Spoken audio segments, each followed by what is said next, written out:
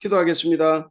하나님 아버지 감사합니다. 오늘 또 귀한 시간 허락하여 주셔서 화요일 또 이렇게 공부 시간을 허락해 주시고 이 시간을 통해서 주님께서 주신 이 성경 말씀을 한번 우리가 전체적으로 보기를 원합니다. 우리에게 지혜와 명철을 허락하여 주셔서 성경 내용을 잘 이해할 수 있도록 도와주시고 또 이해한 내용을 잘 깨달는 우리 모두가 되게 하여 주시옵소서. 이 시간 함께하여 주실 것을 믿으며 우리 주님 예수님의 이름으로 기도하옵나이다. 아멘. 31장 뭐 다 이렇게 준비 표시를 하셨으리라 좀 생각도 해봅니다. 자, 31장을 보시면 이제 야곱이 드디어 이제 라반을 외삼촌 라반을 떠나가려고 하는 거죠. 그 1절에 보면 사촌들의 적개심이 이제 대단하고 그러니까 야곱이 거기 더 이상 있을 수도 없고 또 하나 야곱도 떠나고 싶고 이제 여러 가지가 있죠. 3절에 보면 하나님께서 드디어 이제 야곱에게 그 말씀을 이제 하시죠. 그 이야기를 보면 3절에 여호와께서 야곱에게 이르시더니 조상의 땅 네 조속에게로 돌아가라 내가 너와 함께 있으리라 그렇게 이야기를 합니다. 그러니까 20년 만에 이제 하나님께서 고향 가나안 땅으로 돌아가라 이렇게 이제 말씀을 하십니다.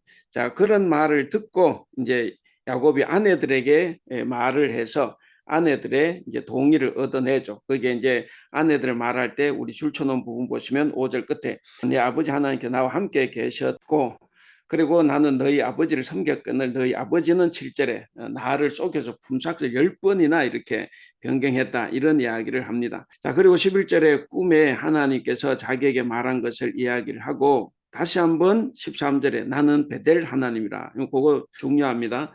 나는 베델 하나님이라. 그리고 거기 이제 제가 성경 구절 참고 성경 구절도 적었는데 41장 6절, 13장 18절, 35장 1절 이건 다음에 가서 한번 보겠습니다. 자, 베델 하나님께서 이제 나는 베델의 하나님이라 하면서 이제 아까 말씀했던 대로 그 동사에다만 줄쳐보면 13절에 지금 일어나 그다음에 이곳을 떠나서 그래 떠나라 그다음에 네 출생지로 돌아가라 그래서 일어나 떠나서 돌아가라 이렇게 하나님께서 명령을 하셨다는 거죠. 그 이야기를 듣고 이제 14절 라헬과 레아 두 아내가 무조건 동의를 하고 이제 떠나기로 결정을 합니다. 자, 그래서 이제 17절 이제 가는데 이제 야곱이 드디어 이제 도망을 가게 되죠. 도망을 갑니다.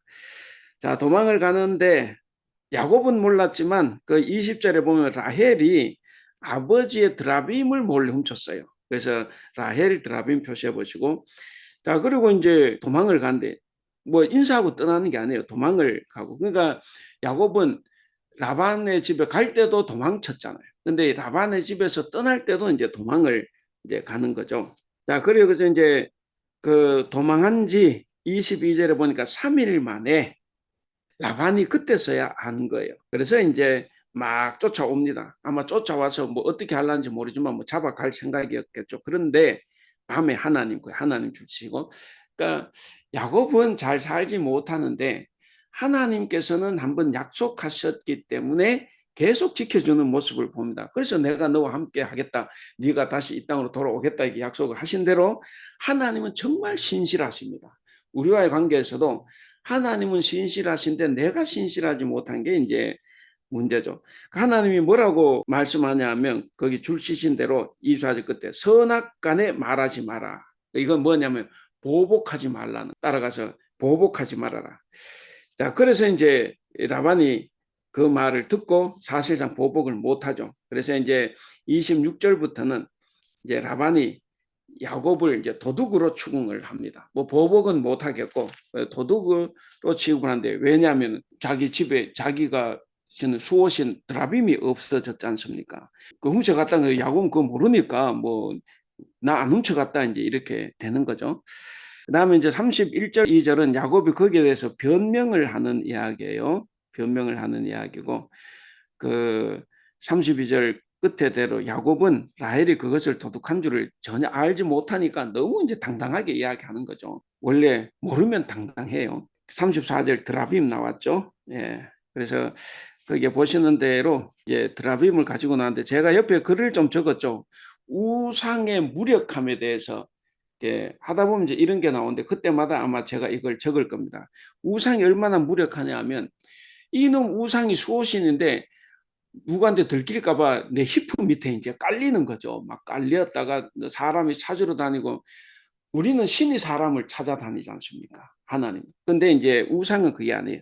그 사람이 가지고 다니고 마치 살림 도구처럼 그것을 두고 서로 싸울 수도 있어요. 어쨌든 이런 것이 이제 우상의 본질이다 하는 겁니다. 자, 그리고 이제 그 변명이 끝나고 이제 36절 부터는 이제 드라빔을 찾았는데 안 나오니까 이제 야곱이 이제 라반에게 이제 반격을 하기 시작을 하는 겁니다. 하면서 이제 41절에 그 줄쳐놓은 대로 20년 동안 내가 쏟고 일했다 이제 이거죠. 이제 그 이야기를 합니다. 그리고 그 이야기 끝나고 난 다음에 이제 43절부터 라반이 또 이제 뭔가 법적 권리를 주장하면서 이제 언약을 맺는 이야기가 나옵니다.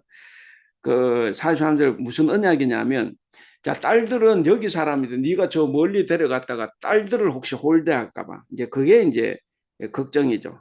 그래서 딸들 그리고 우리 딸들이 낳은 자식들을 법적인 권리 이런 것을 잘 지켜달라. 이제 이것을 이제 서로 언약을 맺자 하는 겁니다. 그래서 그 언약을 맺고 47절 그 이름을 여갈사하두다 이렇게 이야기했습니다. 그 라반은 여갈사하두다 그랬고 이제 야곱은 그것을 갈르엣이라 이제 불렀습니다. 서로 이제 방언의 차이죠, 말의 차이. 그것이 증거가 됐다. 그래서 이제 내 딸에 대해서 내 딸이 낳은 자식들에 대해서 차별 대우하지 말아라 이제 이걸 이제 이야기하는 겁니다. 자, 그러면서 이제 그 49절 끝에 이제 이야기하죠. 우리가 서로 떠나 있을 때 여호와께서 나와 너 사이를 살피시옵소서. 그렇게 그 이야기를 합니다. 그러니까 라반이 이제 딸들 이제 걱정하는 마음이 이제 컸다 이제 이렇게 볼 수가 있죠. 자, 그다음에 넘어가면 48절의 증거 40월 증거 표시 그 이제 언약에 대해서 제 옆에 적어 놓기도 했습니다. 자, 그렇게 법적인 권리를 주장하고 난 다음에 이제 51절, 52절에서는 야곱과 라반의 경계가 이제 확정이 돼요. 뭐 옛날 이게 3,500년, 4,000년 전 이야기라고 보면 뭐 국가가 없잖아요. 그러니까 이제 여기는 내 땅가 오지 마. 이제 이렇게 서로 이제 그렇게 경계를 확정하는 거죠. 그렇게 경계를 확정했다. 이제 그렇게 이야기해서 그래서 서로가 이제 침범하지 않는 상호 불가침 조약을 이제 맺었다 하는 거예요. 자, 그것이 이제 31장의 그 내용입니다. 라반과 야곱 사이에 있었던 이야기입니다. 자, 그리고 이제 32장 들어가면 야곱에게 있었던 도망쳤던 라반이 쫓아왔을 때 이 문제를 잘 해결했습니다. 누가 해결해 줬습니까? 하나님이 해결해 주셔서 사실상. 그리고 이제 라반이 돌아가고 난 다음에 진짜 이제 태산 같은 어려움을 만나는 거죠. 32장에 이제 에서를 이제 만나야 되지 않습니까? 우리가 이야기 시작하기 전에 꼭 명심해야 되는 것이 있는데 자꾸 우리가 에서가 야곱을 죽이려고 지금 그 야곱에게 나왔다는 건 그거 아니에요. 에서는 이 문맥상 처음부터 야곱을 죽일 마음이 없고 이미 옛날 20년 전에 다 잊어먹었어요. 왜냐? 에서도 야곱보다 더 큰 복을 받았기 때문에 그거 기억하지 않습니다. 그래서 에서는 그야말로 멀리서 동생이 온다고 하니까 얼마나 그 마마보이였습니까? 그러니까 이 동생을 잘 맞이하기 위해서, 그 보살펴주기 위해서 사실 나오는 거예요. 그런데 우리는 자꾸 성경을 읽을 때 이상하게 우리 교인들은 그러니까 두 사람 놓으면 나쁜 한 사람을 계속 나쁘게만 보려고 하고 좋다 그러면 무조건 좋게만 보려고 하는데 그렇게 볼 필요 없습니다. 그렇게 보지 말라고 하는 책이 하나 있죠. 요나서입니다. 요나서에 보면 이방인들이 얼마나 착합니까? 오히려 이스라엘 요나가 더 나쁜 놈이죠. 그러니까 우리가 이제 자꾸 이렇게 나쁘게 볼 필요는 없어요. 그러니까 여기에서도 처음부터 야곱을 보살피기 위해서 나오는 거예요. 근데 이제 야곱이 불안하죠. 야곱이 불안해서 이제 막 그렇게 생각한 거지. 에서는 그렇지 않았다. 어쨌든 자 32장 야곱이 길을 가는데 하나님의 사자들이 그를 만났다. 예, 하나님의 사자가 만났습니다. 그래서 그 곧 이름을 마하나임의 뜻은 하나님의 군대예요. 그 위에 제가 줄은 안 쳤는데 그 줄 치면 하나님의 군대. 요 뜻이 마하나임입니다. 그래서 야곱이 하나님 사자 만난 곳을 그렇게 이름을 지었습니다. 그러니까 이제 큰 태산 같은 문제를 해결해야 되는 시점에서 하나님의 사자들이 이제 그를 만나서 야곱에게 아마 힘을 실어주는, 위로해주는, 용기를 주는 그런 거라고 봅니다. 자, 3절 야곱입니다. 자, 형 에서에게 자기보다 앞서 사자들을 보냅니다. 그 자기보다 앞서, 당연하죠. 야곱은 아직까지 겁이 많아요. 자기가 먼저 갔다가 죽임 당하면 안 되니까 그 종들부터 이제 죽으라 이제 이 이야기죠. 그래서 자기들보다 앞서 사자를 보내서 쭉쭉쭉쭉 하느냐. 그 사자들을 보내서, 여기 사자 이제 정탐꾼인데, 이 정탐꾼들이 앞서 가 보니까 그 6절에 나오죠. 사자들이 야곱에게 돌아 보고를 합니다. 형 에서가 400명의 사병을 거느리고 지금 주인을 만나려고 오더이다. 자, 여기 보시면 이 사병의 보고가 어떻게 보면 정확했을 수 있죠. 뭐가 정확해요?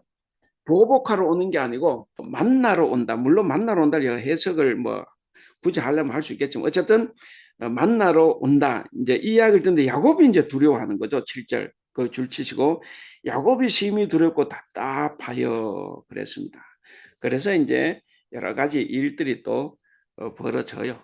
그래서 뭐 그런 건 한번 읽어보시고 읽어보시면 이제 그 야곱 에서를 만나면 어떤 말을 해야 될까 뭐 그것도 생각하고 또 이렇게 때를 나누어서 이렇게 받으면 여러 가지 생각들이 거기 나옵니다. 그 다음에 이제 13절부터 는 또 뭐냐면 그러니까 모두를 다 건너가게 해놓고 자기는 건너가지 않아요. 왜? 야복강을 건너가기 너무 두려우니까. 얼마나 참 두려우면 혼자 저렇게 남아가지고 이제 우리가 말할 하나님과 씨름을 하겠습니까? 13절 보면 야곱이 거기서 밤을 지내고 그 소유 중에서 형 에서를 위하여 예물을 택한데 예물이 엄청납니다. 하여간 14, 15, 16 예물이 엄청난데 그 예물을 두 때로 나누어서 거기 줄쳤죠. 16절에 때로 각각 때로 나누어 그 다음에 그 때는 거리를 두라. 그래서 이제 총 4때를 만들었는데 바로 이어서 가지 못하고 한참 거리를 두고 이제 때로 나누어서 그렇게 에서의 마음을 풀어보려고 가죠. 그래서 19절에 보면 둘째와 셋째와 각 때를 따라가는 자에게 다 명령하는 거예요. 그래서 그게 왜 그렇게 하느냐? 20절 나왔죠. 예물로 형의 감정을 푼 후에, 그러니까 첫 한 때, 두 때, 세 때, 네 때나 갔으니까 어쨌든 막 그렇게 하다 보면 형도 이제 감정 풀리겠지. 그래서 예물로 형의 감정을 푼 후에 대면하면 혹시 형이 나를 용서해 주겠지, 이제 이런 마음입니다. 그래서 이제 그렇게 해서 다 보내요. 그 23절 그랬죠. 그들은 인도 시내를 건너가게 하며 그의 소유도 건너가게 하고 야곱은 거기 주차해야 됩니다. 홀로 남았더니 그래도 여전히 겁이 나서 자기는 못 건너갑니다. 어떤 사람이 이제 천사, 곧 하나님이죠.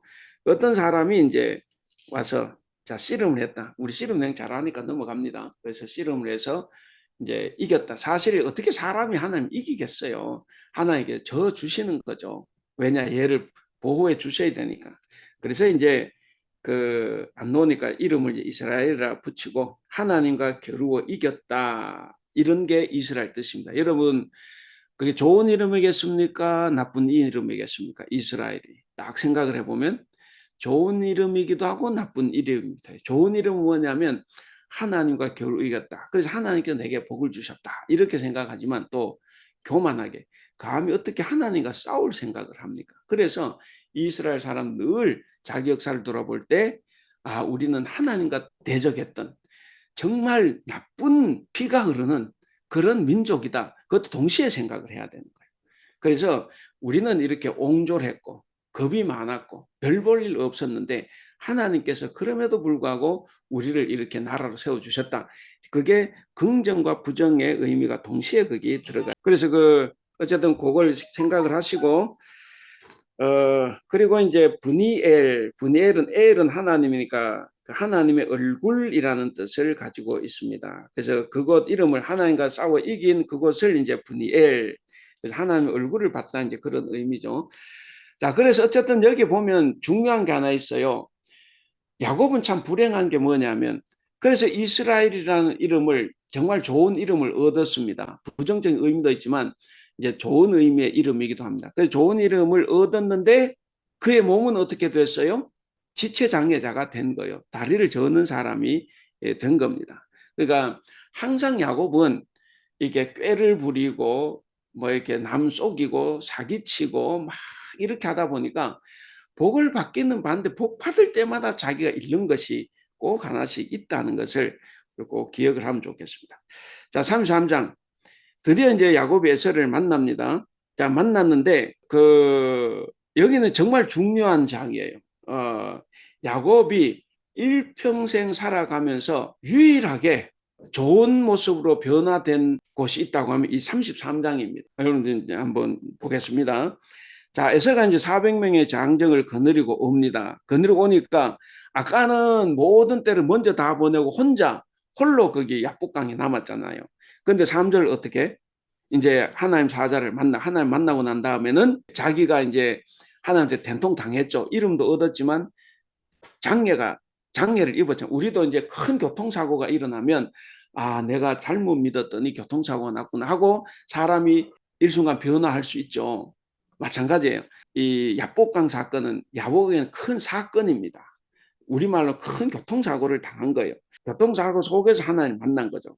그러다 보니까 3절 어떻게 그들 앞에서 나아가되 그러니까 제일 앞장서서 나가는 거예요. 대단한 거잖아요. 겁이 나서 다 보내고 저 혼자 남았다가 계획은 그렇게 철저하게 세워놓고 결국 하나님을 만나고 자기가 몸을 다쳐가면서 느낀 것은 아니구나. 그렇게 해서 자기가 제일 먼저 나아갑니다. 자, 그들 앞에 나아가되 몸을 7번 땅에 굽혀요. 자, 이거는 이제 우리가 지 용서받기 위해서 수쓰겠지. 이거는 야곱이 변화되기 전 같으면 저도 그렇게 생각을 하는데 여기는 그게 아니에요. 정말 마음이 바뀐 겁니다. 정말 마음이 바뀌어서 이 에서에게 최고의 존경과 예의를 경의를 표하는 장면입니다. 내가 과거에는 형을 이렇게 속이고 이렇게 했지만 그때 정말 미안했습니다. 그렇게 하면서 자기가 완전히 형 대접을 하고 이제 복종하겠다는 그런 자세를 보여요. 그러니까 에서가 감동을 받았죠. 4절에 에서가 얼마나 감동을 받아 달려와서 그를 맞아 안고 목을 그 입 맞추고 서로 우는 거죠. 그러니까 에서가 생각했던 것보다 야곱이 너무 큰 사람, 대범한 사람이 돼 있었던 거죠. 원래도 보호하려고 나왔지만 이 동생의 모습을 보고 자기가 또 감동을 받은 거예요. 자, 그렇게 해서 이제 하면서 야곱이 자기 이야기를 쭉 합니다. 그 줄쳐놓은 대로 5절 끝에 하나님께서 자기에게 은혜로 주신 자식들 하면서 이제 부인과 자식들을 다 소개를 하고 자, 그런 이야기를 하고 그리고 끝에 보면 10절에 그 형이 굉장히 잘해줬잖아요. 그러니까 이제 형님의 얼굴을 보니 누구 얼굴을 본다? 하나님의 얼굴을 본 것 같다. 이것도 이제 이 사람이 변화되기 전 같으면 요 아부하는 말이구나 이렇게 생각할 수 있는데 이건 이제 변화된 후의 상황입니다. 그렇기 때문에 정말로 형의 관대하게 자기를 용서해 자기는 엄청 겁먹었잖아요. 근데 형이 관대하게 자기를 용서해 주니까 정말 에서의 얼굴 하나님 얼굴 같은 거죠. 우리도 그런 거 느끼지 않습니까? 우리가 또 작게는 여러분의 자녀일 때 엄마 아빠한테 혼날 거로 생각하고 단단히 막 겁먹고 들어가는데 용서해주면 어휴 하나님 얼굴이죠. 우리 아버지 엄마가 얼마나 감사합니까? 그러니까 여기서도 마찬가지예요. 이 야곱이 변화되고 보니까 그전에는 저 얼굴이 사탄의 얼굴이었고 보복자의 얼굴이었는데 자기가 변화되니까 무슨 얼굴? 하나님 얼굴로 보이는 거예요. 그러니까 이게 이제 참다운 변화를 지금 야곱이 여기서 하고 있다는 것을 볼 수가 있습니다. 자, 그리고 이제 어쨌든 그 감사해서 그 11절 끝에 예물을 받으러 강권하지만 애써 안 받아요. 근데 정말 야곱은 진심을 다해서 받아달라고 해서 결국 그 에서가 받죠. 강권하니까 예, 받았습니다. 예, 그만큼 서로가 형제간에 진심이 통한 만남이었다. 그렇게 볼 수가 있습니다. 자, 그리고 18절, 19절, 20절에 가면 20절 끝에 엘렐로헤 이스라엘 이런 말이 있죠. 그는 하나님, 이스라엘의 하나님 이런 뜻으로 자기가 평안히 가나안 땅 세겜 성읍에 이르러서 그 장막을 쳤는데 거기 그 이름을 엘렐로의 이스라엘, 하나님은 이스라엘의 하나님이다. 그러니까 자기의 하나님이다라고 이제 불렀다 하는 거죠. 그 다음에 이제 34장입니다. 어쨌든 여기 33장에서는 이 야곱의 변화, 평생 한번 정말 평생 한번 겪는 변화예요.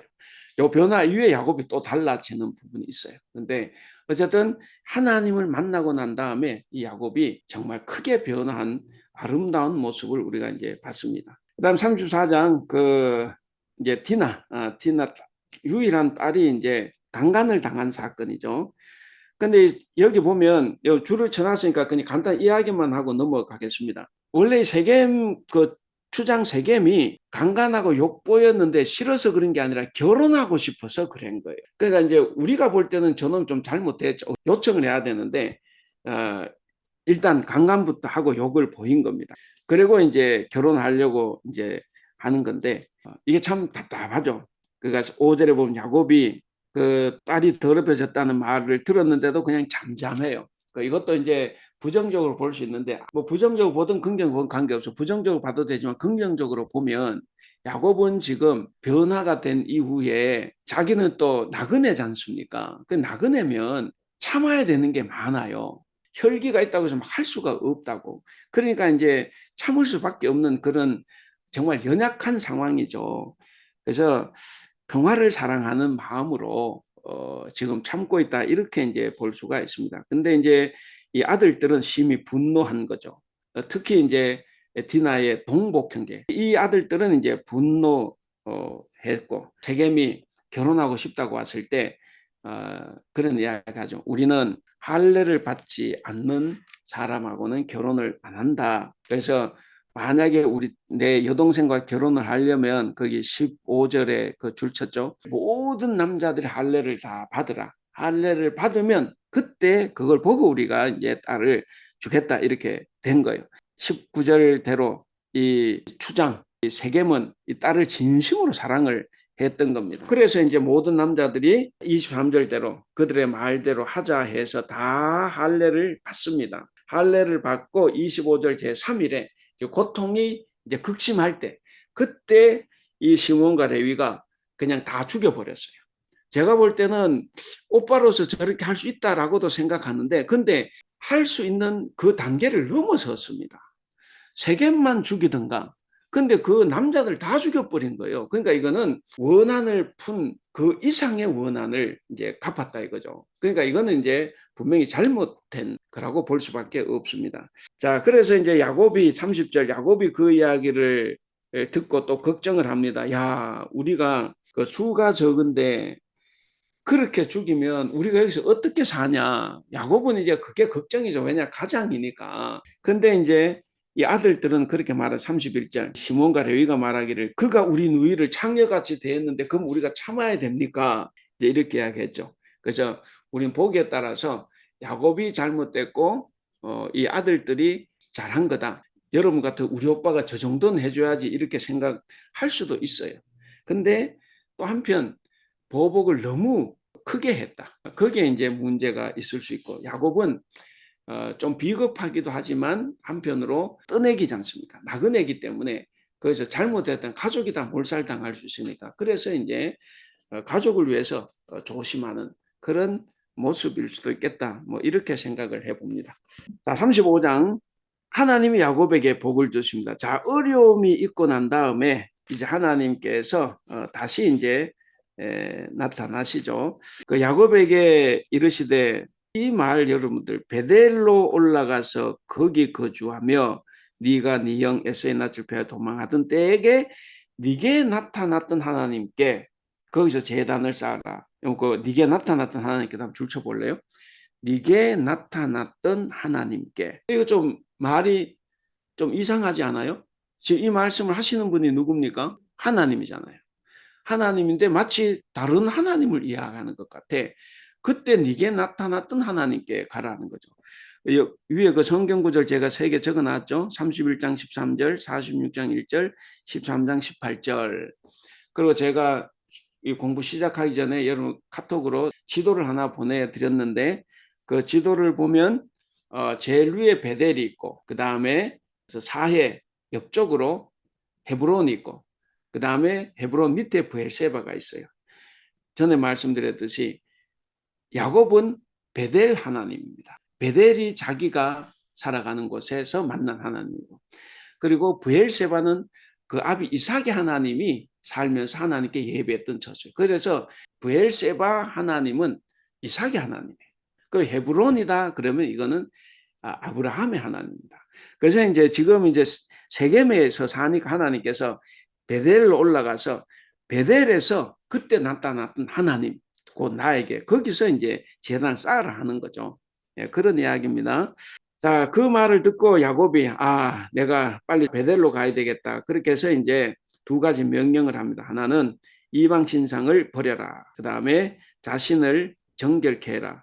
그 다음에 세 가지. 그 다음에 의복을 바꾸어 입으라. 그래서 요 세 가지 명령 이제 자기가 만났던 하나님을 만나 뵈러 가는 거기 때문에 이제 명령을 해서 그렇게 정결한 몸과 마음으로 올라가도록 하려고. 그래서 3절에 우리가 일어나 베델로 올라가자. 그러면서 환난 날에 나와 함께 하셨던 하나님이다. 이렇게 소개를 하죠. 자, 그렇게 해서 이제 그 이방 신상들을 버리라 그랬으니까 이제 그 4절에서 이제 다 나오죠. 뭐 귀걸이 뭐 여러 가지 이제 다 냅니다. 그래서 그것들을 다 받아서 야곱에게 주고 야곱이 그것을 상수리 나무 아래 묻고 떠납니다. 그리고 6절에 보면 야곱과 그와 함께한 모든 사람 가나안 땅 루스고 베델에 이르고 거기서 제단을 쌓았는데 제단을 쌓은 곳 이름을 엘 베델이다. 엘 베델 하나님, 베델의 하나님이고 베델은 하나님의 집이고 근데 엘 베델이니까 이제 베델의 하나님이라는 뜻을 가지고 있습니다. 그 5절에 보면 재밌어요. 제가 거기 적어놨는데 그 5절에 보면 하나님 그 사명 골도 크게 두려워하게 했다. 그러니까 사실은 굉장히 연약한 부족인데 자칫 잘못하면 세겜에서 몰살당할 수도 있는데 근데 하나님께서 지켜주시는 거죠. 그래서 세겜 사륙 행위에 대해서 보복당하지 않도록 하나님께서 지켜주시는 장면을 우리가 이제 볼 수가 있습니다. 자, 그 다음에 그 포스트잇에 적은 건 여러분들 그냥 읽어보세요. 그게 이제 야곱에 대한 이야기입니다. 제가 적어 놓은 거니까 한번 확인을 한번 해보시고. 자, 여기서 하나님께서 이제 그 베델로 올라오니까 9절에 하나님 다시 나타나시죠. 그래서 또 복을 주시는 장면이 나옵니다. 그래서 하나님께서는 항상 우리가 하나님께서 무슨 행동을 했을 때 그때 하나님께서 나타나셔서 또 복을 주시고 약속하시는 게 나와요. 여기서도 이제 올라왔죠. 올라왔을 때 이제 하나님께서 9절 나타나셔 가지고 다시 복을 주시고 하는 장면을 봅니다. 그래서 거기에 보면 땅과 후손 여전히 나오죠. 그 12절에 땅과 후손 항상 땅과 후손이죠. 그리고 다시 15절에 그곳 이름 베델이다. 원래 베델이지만 어쨌든 베델에 올라왔다. 그 다음에 이제 라헬이 이제 죽어요. 19절에 라헬이 죽었다. 라헬은 참 야곱이 사랑하는 아내였는데 사랑받은 거는 참 행복했지만 다른 면에서는 좀 불행했던 사람이죠. 하나님께서는 라헬은 레아를 더 사랑하셔서 자식도 많이 주셨고 라헬은 왜냐하면 남편의 사랑을 받으니까 하나님 사랑은 이제 레아에게로 간 거죠. 그리고 또 이렇게 가장 먼저 죽어요. 그러니까 이제 그만큼 야곱이 고통을 많이 받는다는 거죠. 왜냐? 야곱이 계속해서 속이고 좀 사기치고 막 도망 다니고 이런 일을 많이 하기 때문에 그 계속 벌을 받는 거예요. 그 계속해서.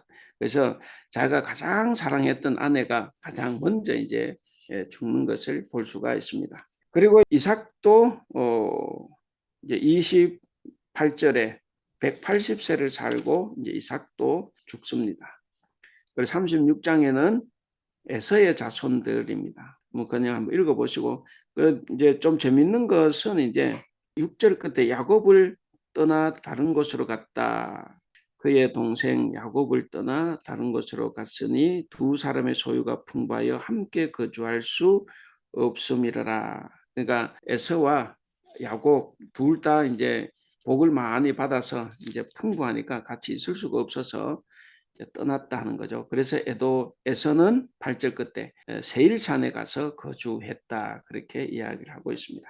그다음에 20절부터는 세일의 자손에 대해서 이제 나옵니다. 그 호리 족속 보시고 그다음에 이제 24절에 재밌는 게 온천을 발견했어요. 아야와 아나는 온천을 발견을 했다 그렇게 이야기를 합니다. 사실 이게 물이 부족한 여기에 온천을 발견했다는 것은 굉장한 거죠. 여러 가지 병을 고칠 수도 있고 이거는 하나님의 은혜라고 볼 수가 있습니다. 그런 것을 여기 우리가 볼 수가 있고 그다음 에돔의 왕들에 대해서 이제 31절부터 쭉 적어놨습니다. 그래서 이런 거는 여러분 한번 읽어보시고 그냥 넘어가시면 되겠습니다. 그 다음에 이제 37장부터 요셉의 이야기입니다.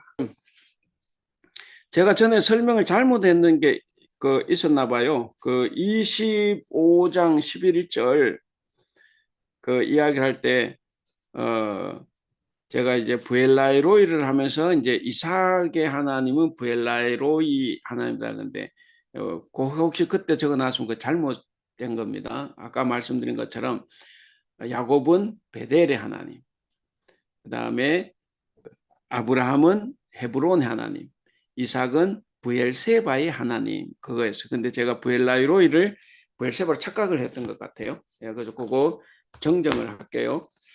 자, 드디어 이제 그 요셉 이야기입니다. 요셉 이야기는 우리가 이제 너무 잘 아는 이야기죠. 그 아는 이야기이기 때문에 뭐 이렇게 성경을 쭉 읽어만 가도 이거는 너무 쉽게 잘 이해가 되는 부분들입니다. 그래서 이제 37장 들어간 게 제가 포스트잇으로 적어 놓은 게 있는데 그것도 한번 여러분 한번 읽어보시고 어쨌든 이 요셉 이야기의 중요한 점은 출애굽기의 서론 역할을 합니다. 어떻게 해서 이스라엘 백성들이 애굽에 가서 종으로 살았을까 여기에 대한 하나의 대답으로 또 주어진 역할을 하는 것이 또 이 요셉 이야기이기도 합니다. 그래서 그 요셉 이야기는 아주 좀 특별한 이야기라 생각을 하시고 한번 보겠습니다. 37장 2절에 야곱의 족보, 야곱의 족보 표시를 하시고 그리고 요셉은 그때 17세 소년이었다 그랬습니다. 그리고 요셉은 철이 없어가지고 아버지 사랑을 받으니까 2절 끝에 형제들이 뭐 잘못을 하면 바로 아버지한테 가서 꼰질러요. 그 고자질을 잘 했죠. 그리고 요셉은 이제 노년에 얻은 아들이다 보니까 이제 너무 이제 사랑하고 또 노년에 얻은 아들이면서도 라헬이 낳았잖아요. 그러니까 이제 누구보다 3절 끝에 더 사랑해서 그래서 형들은 옷도 밖에 나 일해야 되니까 지저분한 옷을 입었다고 하면 얘는 채색 옷 줄치시고 채색 옷을 입은 거죠. 그러니까 이제 4절 형들이 미워했다 그랬습니다. 형들이 그를 더 사랑함 줄치시고 그래서 미워했다 줄치시고 그래서 더 아버지가 자기를 더 사랑을 보고 그를 미워했다 그랬습니다. 그리고 또 이게 철이 없는 게 또 꿈 이야기도 또 해요.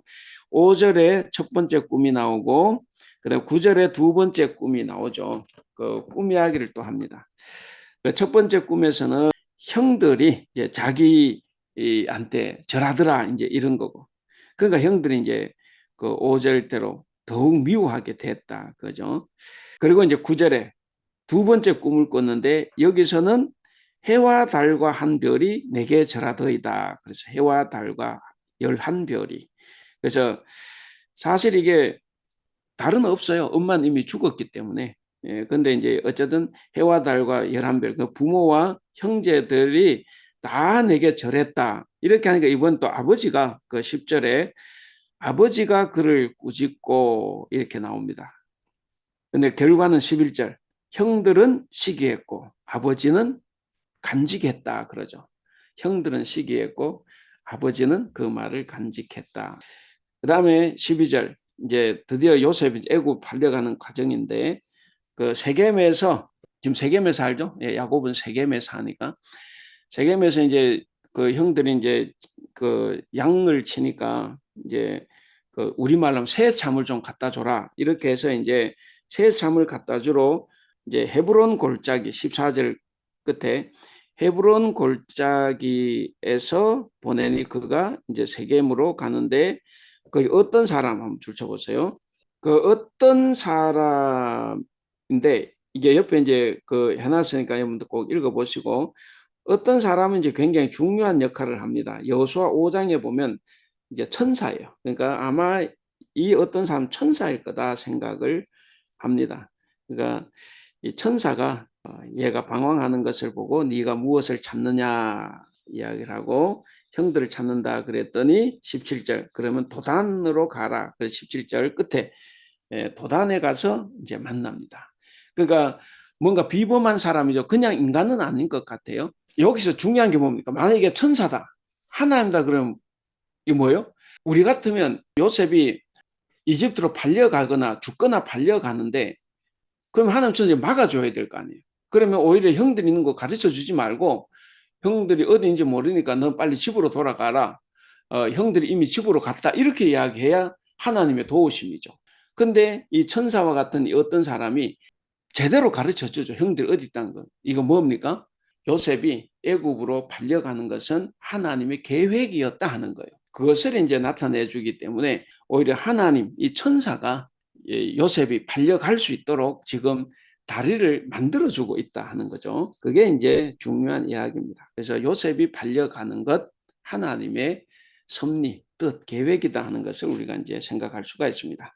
자, 그래서 이제 그들이 오니까 18절 그들이 19절 죽이기를 꾀했다 그랬습니다. 그 형들이 이제 요셉을 죽이자. 그래서 요셉을 보고 뭐라고 하냐면 19절 끝에 꿈꾸는 자 이렇게 이야기하죠. 꿈꾸는 자. 그러니까 그 꿈 듣고 얼마나 기분이 상했겠습니까?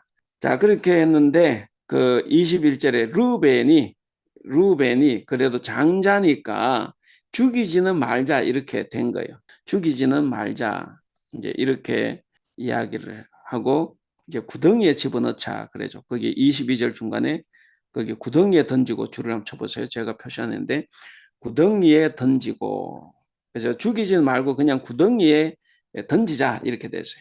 자, 그리고 이제 형들이 요셉이 이제 형들에게 이르니까 23절 형들이 이제 채색 옷을 벗기고 이제 구덩이에 던졌습니다. 구덩이에는 물이 없으니까 거기 있으면 뭐 어리니까 뭐 며칠 있으면 죽겠죠. 근데 이제 보니까 누가 그 이스마엘 사람들 장사꾼들이 25절 지나가는 그때 유다에 표시하시고 유다가 그렇게 하지 말 차라리 팔자 이렇게 이야기하죠. 그래서 죽이려고 할 때 루벤은 죽이지 말고 구덩이에 가두자. 근데 유다가 생각할 때 구덩이에 넣어봐야 곧 죽잖아요. 그러니까 이제 그냥 팔자.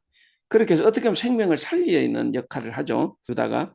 그래서 이제 팔게 됐다. 팔 때 28절 중간에 은 20에 얘를 팔아버렸다. 그래서 28절 끝에 애굽으로 갔더라. 그래서 이제 우리 백성이 왜 이집트로 건너가게 됐는가 하는 것이 이제 하나씩 이제 밝혀지고 있죠.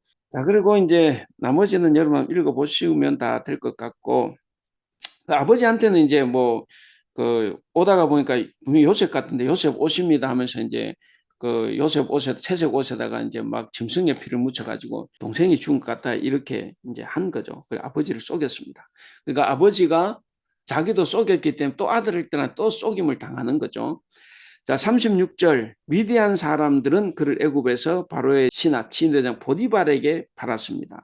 근데 39장 1절을 보면 미디안 사람들은 39장 1절은 또 이스마엘 사람들이에요. 이 미디안 사람들이 가다가 이스마엘 사람들에게 다시 되팔았는지 모르지만 성경은 이렇게 정확하지가 않아요. 이렇게 찾아보면 어쨌든 미디안 사람들이 보디발에게 팔았다. 그리고 엉뚱하게 이제 유다와 다말 이야기가 이게 턱 나와요. 사실 이게 뭐 이야기가 없는 게 더 이야기 흐름상 좋을 것 같은데 이 유다 아까 이제 정말 훌륭한 말 했잖아요. 죽이지 말고 그 팔자 그렇게 했던 유다. 그 유다가 이제 어떤 사람이냐가 또 중요했던 것 같아요. 그래서 이제 38장에서는 유다와 다말을 이야기하는데 여기서는 유다가 죄인이고 다말은 용감한 여인입니다. 우리는 보통 다말을 나쁘게 볼 수가 있는데 성경에서는 유다가 죄인이고 다말이 오히려 의인이다. 용감한 여인이다. 그걸 이야기하는 거예요. 자, 우리 다 기억하니까 그 4절에 3절 끝에 엘, 그 다음에 4절 끝에 오난, 그 다음에 5절 중간에 셀라. 그러니까 유다에게는 엘, 오난, 셀라 세 아들이 있었다. 그래서 장자 엘을 위해서 6절 끝에 다말이라고 하는 이제 며느리를 맞았죠. 근데 그 잘 보세요. 엘. 자, 7절에 엘. 왜 죽었어요? 여호와 보시기 악함으로 그랬어요. 그게 중요합니다. 여호와 보시기 악해서 죽여버렸어요.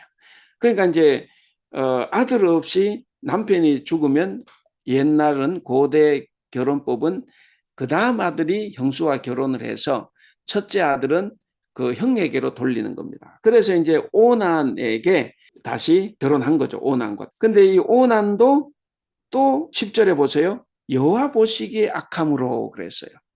그러니까 다들 하나님께 죄를 지었기, 하나님 보시기에 죄를 지었기 때문에 죽는 거예요. 자, 그렇게 이제 죽었는데 11절에 유다가 이게 다말 때문에 자기 아들들이 죽는 걸로 생각을 하죠. 마치 옛날에 아들을 못 낳은 책임이 여자에게 있는 것으로 생각하고 아들 못 낳으면 며느리를 자꾸 구박을 하잖아요. 알고 보니까 그게 아니라고 하는데 근데 여기도 유다가 이제 그렇게 생각해서 셋째 아들 셀라마저 죽을까봐 다말 보고 그러죠. 너는 잠시 집에 가 있어. 아직 셀라가 어리니까 장성하면 내가 너를 부를게. 그래서 이제 이 유다가 그 다말을 이제 집으로 보냈습니다. 자, 12절부터 이제 쭉 나옵니다. 그러니까 다말이 이제 집에 가 있는데 분명히 얘가 장성했을 건데도 부르지를 않는단 말이에요. 근데 어느 날 들어보니까 유다 시아버지 유다가 자기 마을을 지나간다. 거의 13절 보면 그랬죠. 딥나에 올라왔다 한지라. 그러니까 누군가 다말에게 네 시아버지가 딥나에 왔다. 이제 이렇게 이야기한 거죠. 그래서 이제 14절 창개 복장을 하고 그 너울은 창기를 표시한 거죠. 그래서 창기로 가장을 하고 이제 문 밖으로 나간 거죠.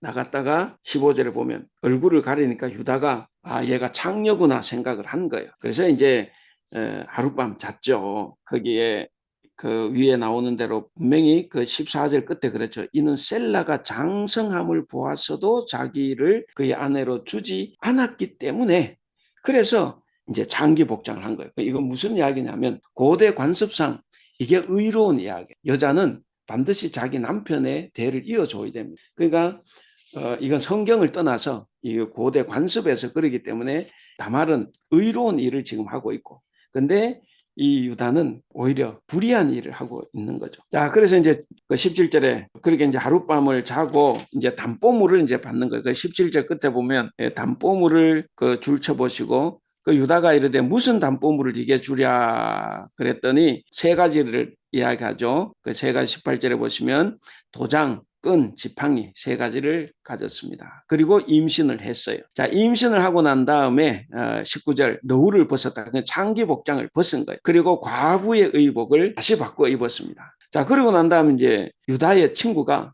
21절에 보면 네 며느리가 임신했다더라 이제 이렇게 된 거죠. 그래서 이제 유다가 굉장히 이제 분노를 하죠. 그 분노하는 장면이 보면 정말 엄청납니다. 그 24절에 보면 그 24절 끝에 그러죠. 불사르라 그래요. 그러니까 어떻게 네가 셀라하고 관계도 갖지 않았는데 임신을 했냐. 그래서 이제 끌어내서 불사르라 이렇게 해가지고 원래 이게 그게 맞을 수는 있어요. 불사르라. 근데 여인이 이제 25제 끌려 나가면서 전달했어요. 내하고 잠을 잔 사람, 이 아이의 아빠는 누구냐? 도장과 끈과 지팡이를 가진 사람, 이 주인이 이 사람이다 그랬어요. 그러니까 유다가 이제 그것을 보고 이제 알아차렸죠. 그래서 자, 그 줄쳐 보신 대로 유다가 그것을 알아보고 이르되 그는 나보다 옳도다. 이거 중요합니다. 그래서 이 이야기에서 유다는 악하고 다말은 선한 거예요. 그래서 임신했는데 쌍태였습니다. 27절 끝에 쌍태 줄치시고 그 쌍태인데 근데 이제 그 산파에 의해서 애가 나올 때 먼저 나온 자라 하고 홍색실을 표시를 했어요. 근데 그 손이 쑥 들어가더니 다른 애가 나왔어요. 아우가 먼저 나왔습니다. 어찌하여 이러느냐 하면서 어쨌든 이름을 베레스라 불렀다 그랬고 그의 형 그 손에 홍색실 있는 자가 뒤에 나오니 그 이름을 세라라 불렀더라. 그래서 항상 성경은 그거예요. 하나님은 항상 차자를 통해서 갑니다. 그 장자를 통해서 가지를 않아요. 그래서 여기서도 마찬가지 차자가 복을 받는 거죠. 차자가 장자의 명분을 얻습니다. 예수님의 족보에 누가 올라가요? 형 베레스가 올라갑니까? 차자인 세라가 올라갑니까? 예, 마태복음 보면 차자인 세라죠. 예, 그렇게 돼 있어요. 자, 그래서 작은 아들이 장자의 명분을 얻는다. 어쨌든 여기에서 유다가 악하고 다말이 용감한 여인, 선한 여인으로 나옵니다. 뭐 우리는 조금 달리 생각할 수 있죠. 오늘 우리 시각으로는 달리 생각할 수 있지만 그러나 아니에요. 그래서 옆에 적어놨죠. 용감한 여인 다말의 성실함과 법 감정에서 비롯된 행동은 다윗 왕조의 계보, 메시아의 계보에서 빼놓지 못한다. 그래서 결국에 유다, 이 다말 그리고 세라를 통해서 예수님 메시아가 태어났다는 것을 이야기합니다. 그다음 39장 요셉과 보디발의 아내 1절에 보디발 표시해 보시고 그 이스마엘 사람의 손에서 요셉을 샀다 그랬죠. 1절 끝에 이스마엘 사람의 손에서 요셉을 샀다. 아까 37장 36절에서는 분명히 미디안 사람에게 팔았는데 어쨌든 여기서 이제 보디발은 또 이스마엘 사람의 손에서 샀다. 아마 중간에 뭐 바뀌는지 모르겠습니다.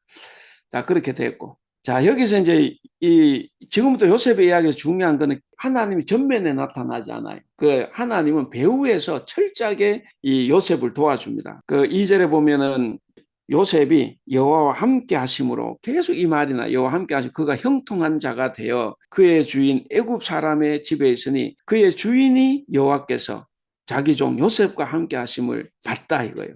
그래서 여호와께서 지금 우리 집에 복을 주시는 이걸 느꼈다 하는 거죠. 그래서 요셉을 그 4절에 가정총무로 세웠습니다. 중간에 가정총무. 그리고 5절에도 보면 그 둘째 여호와께서 요셉을 위하여 애굽 사람 집에 복을 내렸어요. 그래서 여호와의 복이 이 이방인의 집에 가득 넘쳐난 거죠. 그러니까 그 옆에 그 관주에 보면 그래서 우에 그 창 30장 20시절 거기는 야곱이 라반의 집에도 그렇게 복이 임했죠. 그러니까 야곱이 가는 곳에 여기서는 요셉이 있는 곳에 하나님께서 복을 주셨다 이거예요. 그리고 요셉의 용모는 6절 끝에 빼어나고 아름다웠다 그랬습니다. 자, 이렇게 이제 빼어나고 아름답고 너무 애가 멋있잖아요. 그러니까 7절에 보디발의 아내가 요셉에게 이제 추파를 던지는 거죠. 추파를 던지는데 요셉이 거절을 하니까 이제 여인이 돌변하죠. 그래서 제가 빨간 걸로 써놨는데 환멸을 겪은 사랑은 미움으로 바뀌는 거예요.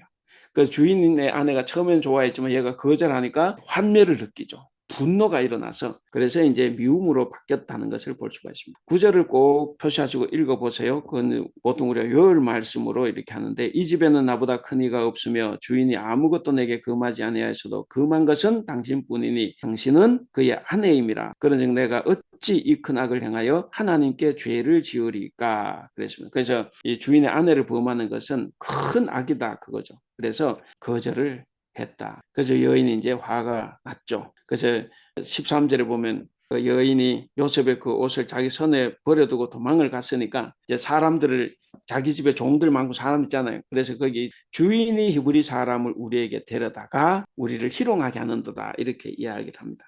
그뿐만 아니라 또 자기 남편이 돌아왔을 때도 이제 17절에 그래죠. 당신이 우리에게 데려온 히브리 종이 나를 희롱했다는 거죠. 그러니까 이게 그 남편도 참 난감하죠. 이 남편은 과연 아내의 말을 그대로 믿었을까? 전혀 그렇게 믿지 않았어요. 만약에 믿었으면 요셉을 그 자리에서 죽여버렸겠죠. 그런데 이 보디발이 생각할 때 요셉은 그럴 애가 아니에요. 그럴 사람이 아니야. 그래서 그를 살려주죠. 그래서 이제 옥에 가둡니다. 그래서 이제 옥에 가두는데 그 19절에 거기 주인이 19절 끝에 보면 아내의 말을 심히 노했다 그러는데 이 분노한 것이 요셉에게 분노했는지 아내에게 분노했는지 그게 정확하지 않아요. 그 이야기를 듣고 노했다고 하니까 아마 부인에게 화내지 않았을까. 혹시 요셉에게 화냈다 그래도 아내를 생각해서 요셉에게 화내주고 요셉을 옥에 가두는 거죠. 그 옥은 어떤 옥이냐? 2절 왕의 제수를 가두는 곳 거기 줄치시기를 바랍니다. 간혹 어떤 그 목사님들이 설교할 때 그래요. 이 요셉이 너무너무 잘하고 그리고 아내도 범하지 않고 그렇게 하다 보니까 감옥도 좋은 감옥에 갔다 그래요. 왕의 제수들이 들어가는 그 좋은 감옥에 갔다 그러는데 여러분 왕의 제수들이 갇히는 감옥이 좋아요? 그건 중죄인인데 그러니까 우리가 이제 그냥 왕만 보고 막 그런 이야기를 하는 사람들도 있어요. 왕의 제수들을 두는 감옥이라면 더 비참한 감옥이겠죠. 그러니까 주인이 그런 감옥에 집어넣었는데 근데 중요한 것은 또 나오죠. 21절에 여호와께서 요셉과 함께 하시고 또 23절 끝에서도 여호와께서 요셉과 함께 하심이라 여호와께서 그를 범사에 형통하게 하셨더라. 그래서 어디를 가든지 여호와께서 함께 하시고 범사에 형통하게 하셨습니다. 자, 그래서 이제 얼마나 이제 하나님께서 함께 하시는지 이제 꿈 해석도 잘 해요. 그래서 40장에 보시면 두 관원장이 있었죠. 술 맡은 관원장 9절에 있고 그다음 16절에 떡 굽는 관원장이 있어요. 술 맡은 관원장의 이야기를 듣더니 요셉이 13절 둘째 줄 전직을 회복할 거다 그랬습니다. 그래서 너는 다시 전에 지금 회복할 거다 그랬고, 그래서 16개 떡 굽는 관원장 이야기는 듣고 비슷한 이야기지만 그 18절에 요셉이 해석하기를 19절 당신은 내일 나무에 달려 죽는다 그렇게 됐죠. 그래서 19절에 당신을 나무에 달리니 그랬습니다. 그러니까 한 사람은 회복이 되고 한 사람은 죽게 되어 있습니다. 자, 그것대로 실제로 그렇게 돼서 이제 술 맡은 관원장은 21절에 보면 전직을 회복해서 바로 앞에서 시중을 들고 있어요. 근데 이제 23절 끝에 요셉을 잊어버렸다 그랬죠. 여기서 이제 한 가지 그 포스트잇에다가 적었는데 꿈에 대한 그 성경의 평가를 꼭 좀 보시길 바랍니다. 꿈은 계시의 수단이기도 해요. 지금 여기서처럼. 근데 그 이번 신명기에서는 꿈 이거를 거부를 합니다. 비난을 해요. 꿈은 그냥 상상이지 하나님의 말씀과 관계가 없어요. 신명기에서는. 그래서 꿈꾸는 자를 죽이라 이제 이렇게 이야기를 하죠. 세 번째, 꿈은 합법적인 전달 수단이기도 합니다. 특히 스가랴서에 그게 나와요. 스가랴서에. 그러니까 우리가 이제 제가 왜 이야기를 하냐면 꿈은 계시의 수단이기도 하고 합법적인 전달 수단이기도 하지만 신명기에서는 꿈꾸는 자를 죽이라고도 하고 꿈을 비난합니다. 그래서 두 가지 동시에 있어요. 그래서 여러분 혹시나 뭐 꿈을 꾸면 꼭 그게 하나님 계시가 있는 줄 알고 막 그렇게 하지 마세요. 그 꿈은 어떤 때는 하나님 계시기도 하고 어떤 때는 그냥 개꿈이에요. 그러니까 좋은 꿈을 꾸시면 아, 하나님 주셨구나 생각하고 나쁜 꿈을 꾸면 아, 개꿈이었구나 그렇게 생각하고 넘어가는 게 좋습니다. 자칫 잘못하면 꿈 때문에 또 너무 고민하고 그렇게 하는 사람이 있는데 꿈은 양면성이 있다는 것을 꼭 기억을 하시기를 바랍니다. 그래서 이제 관원장의 꿈을 해석했고 41장에서는 이제 바로의 꿈을 드디어 해석하게 됩니다. 그러니까 하나님께서는 여전히 요셉과 함께 하신다는 것을 이야기를 합니다. 그 줄쳐 보시면 바로의 꿈은 그거예요. 2절에 본이 아름답고 거기 살찐 일곱 암소 줄치고 그다음에 3절에 흉하고 파리한 일곱 암소 줄치시고 그래서 이제 그런 꿈을 꾼 거죠. 처음에는 살찐 일곱 암소가 나왔는데 그 다음 꿈에서는 흉하고 파리한 일곱 암소가 나왔다는 거죠. 근데 이거를 아무도 해석을 못. 애굽의 꿈 해몽가들도 많고 술사들도 많고 지혜자들이 많은데 아무도 대답을 못해요. 그러니까 이제 그때서야 이제 그 전직이 회복된 술 맡은 관원장이 요셉 이야기를 했고 그래서 요셉이 이제 바로에게 이제 온 거죠. 그래서 이제 14절 바로가 요셉을 불렀습니다. 14절 보시면 꿈을 꿨는데 15절 그러죠. 도대체 이 땅에 해석할 자가 없다. 근데 너는 잘 푼다더라 그랬더니 요셉이 어떻게 대답합니까? 요셉 대답 줄쳐보시면 둘째 줄. 하나님께서 바로에게 편안한 대답을 하시리다 그랬습니다. 그러니까 요셉은 내가 잘나서 꿈을 해석하는 것이 아니라 하나님께서 꿈 해석을 해 주신다는 거죠. 그래서 하나님께서 당신 바로에게 편안한 답을 해 주실 거다. 이제 이렇게 위로를 하는 겁니다. 그래서 바로 보고 나를 보지 말고 꿈 해석을 해 주시는 분 하나님이기 때문에 하나님을 보라. 이제 이걸 이야기하는 거죠. 그래서 역시 요셉은 참 제대로 된 신앙인이라 생각을 합니다.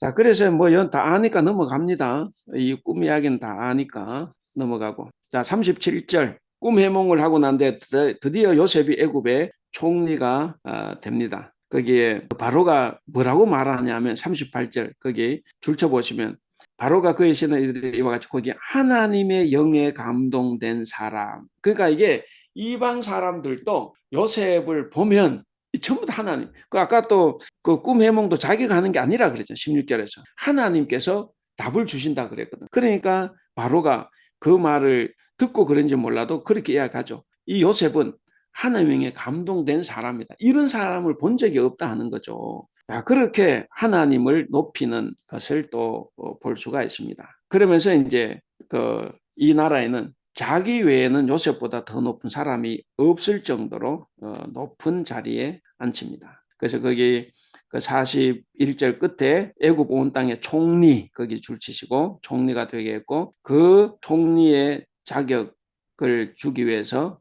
그 42절에 네 가지를 주죠. 인장 반지. 이건 이제 소위 말해서 옥쇠에 버금가는 거죠. 옥쇠. 본인이 다 결정하고 찍는 거죠. 인장 반지. 그다음에 세마포 옷. 그다음에 금사슬. 목에 목걸이. 그다음에 버금수레. 그러니까 왕에게 버금가는 수레. 그러니까 뭐 완전히 뭐 인장 바지에다 버금수레에다가 하여간에 왕만큼 높은 사람이 됐다. 이제 이거죠. 그렇게 바로가 하나님의 감동된 이 사람을 쓰는 장면입니다. 그리고 그 45절 요셉의 이름을 또 이집트식으로 바꿉니다. 사브낫 바네아. 그리고 결혼을 시킵니다. 온의 제사장 보디베라의 딸 아스낫을 아내로 줘요. 원래 이방 여인하고 결혼하면 안 되죠. 이방 여인하고 결혼하면 안 되고 더더욱 태양신을 오는 태양신을 섬기는 도시인데 태양신을 섬기는 제사장의 딸과 결혼을 하는 거예요. 그러니까 거부해야 되죠. 근데 요셉의 이야기에서 모든 것이 다 허용이 됩니다. 그리고 모든 것을 다 긍정적으로 써요. 이게 이제 좀 아이러니죠. 그래서 이 태양신 숭배자의 제사장 그 딸과 결혼을 합니다. 자, 요셉이 46절 바로 앞에 설 때 30세, 17세에 여기 왔으니까 30세니까 몇 년이 지났는지 지났죠. 그 다음에 그 이제 꿈 해몽대로 이제 그렇게 하고 그 다음에 온의 제사장 보디베라의 딸과 이제 사이에서 낳은 자식이 있어요. 51절, 52절에 보시면 첫째가 므낫세입니다. 그 므낫세 표시하시고 51절에 요셉이 그의 장남의 이름을 므낫세라 했다. 므낫세의 이름을 뜻은 잊어버리게 했다는 거죠. 그러니까 자기의 모든 지금까지 고난을 하나님께서 다 잊게 했다. 그거고. 그 다음에 차남의 이름을 에브라임이라고 했다. 이제 잊게 하시고 에브라임은 번성하게 하셨다. 그래서 이제 그런 이름으로 하나님을 찬양하는 모습을 우리가 볼 수가 있습니다. 그래서 그 므낫세가 장자죠. 므낫세가 장자고 그 다음에 차자가 에브라임이에요. 누가 장자냐 차자냐 잘 기억이 안 되면 므낫세는 세 글자죠. 3이고 에브라임은 4니까 하나 더 많잖아요. 그래서 이제 므낫세가 장자, 에브라임이 차자입니다. 근데 다음에 야곱이 축복을 할 때는 갑자기 에브라임을 장자권을 넘기는 거죠. 그러니까 성경은 보면 하나님이나 하나님 사람 항상 차자로 이어갑니다. 그래서 뭐 그렇다고 해서 제가 여러분들 보고 집에 장자보다 차자에게 이런 이야기는 아니고 왜 성경에서 그랬냐면 하나님은 철저하게 사람들로부터 소외를 당하고 사람들에게 뭔가 괴롭힘을 당하고 억울함을 당하면 하나님이 반대로 사랑을 하십니다. 그래서 공평한 거예요. 그래서 내가 이 땅에서 내가 사랑을 많이 받으면 하나님 저를 별로 사랑 안 해요. 나보다 덜 사랑받는 사람에게 더 관심을 가집니다. 뭐 그거 우리가 하나님께 질투할 필요는 없습니다. 그렇게라도 돼야 우리가 그래도 살아갈 수 있는 것 아니에요? 이 성경은 항상 그렇게 나옵니다.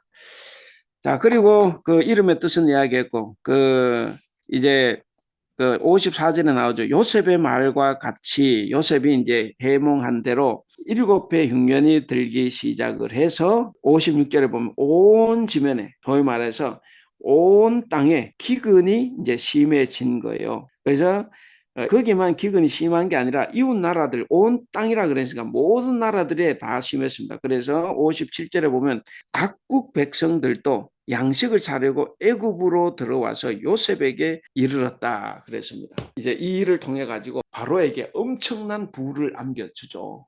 이 흉년 때 잘 관리해서 흉년을 잘 넘어갔기 때문에 엄청난 부를 바로에게 주는 것을 우리가 볼 수가 있습니다. 예, 오늘 41장까지 오늘 다 나가보려고 그랬는데 41장까지 했고 다음에는 제가 창세기가 끝나면 다시 신약으로 가려고 그랬어요. 근데 이제 출애굽기가 연결이 되기 때문에 끝나고 바로 출애굽기를 하겠습니다. 그래서 출애굽기를 하고 난 다음에는 신약으로 가서 복음서를 한번 보고 다시 넘어올까 생각을 하고 있습니다. 그래서 오늘 제가 그 창세기 50장까지 제가 제 성경을 다 사진 찍어서 보내드렸는데 보시고 또 주중에 제가 출애굽기를 또 해서 좀 보내드리겠습니다. 그러니까 미리 이렇게 보시고 오늘 임혜웅 지사님처럼 혹시 누구와 이게 빠져 있으면 이제 개인적으로 빨리빨리 이렇게 연결해서 같이 할 수 있도록 하면 좋겠습니다. 그러면 마칠까요?